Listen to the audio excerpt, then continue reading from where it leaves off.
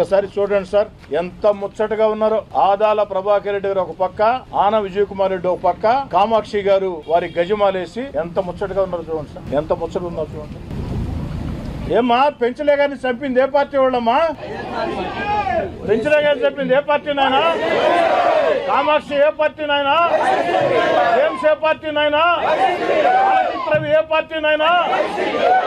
అక్కడున్న సిపిఎంతో కలిసి ఆ గంజాయికి వ్యతిరేకంగా పోరాడింది మీరు కాదా?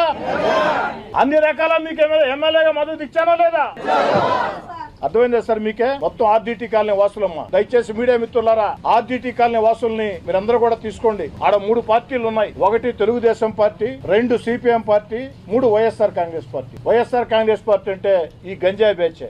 మా వాళ్ళు గంజాయి చేస్తే గంజాయికి వ్యతిరేకంగా మేము ఎందుకు పోరాటం చేస్తాం? మాధవ్ శ్రీనివాసులు దేనికి పోరాటం చేస్తాడు? పోలీసుల్ని దేనికి తీసుకోబోతారు? ఫ్లెక్సీలు దేనికి పెట్టిస్తారు? ఆ మాత్రం ఇంగిత జ్ఞానం లేదా మీకు? రాజకీయంగా నాతో మీరు పోటీ పడలేక ఒరే రూరల్ లో అభివృద్ధి శరవేగంగా జరుగుతూ ఉంది, ప్రజలకు నిరంతరం అందుబాటులో ఉన్నారు, ఒకరు కాదు ఒకరికిద్దరు, నేను గాని నా తమ్ముడు కోటమిరెడ్డి గిరిజారెడ్డి గాని, అంతేకాదు నెల్లూరు రూరల్ నియోజకవర్గంలో ఉండే తెలుగుదేశం పార్టీ నాయకులందరూ చైతన్యవంతంగా చురుకుగా కరుకుగా పనిచేస్తూ ఉన్నారు. ప్రజల మధ్యలో ఎక్కడికి వెళ్ళినా మనకు మనిషి రావటంలా, కార్యకర్త దొరకటంలా, ఈ యొక్క ఆవేదనలో ఇష్టారీతిగా మాట్లాడితే ఎలా?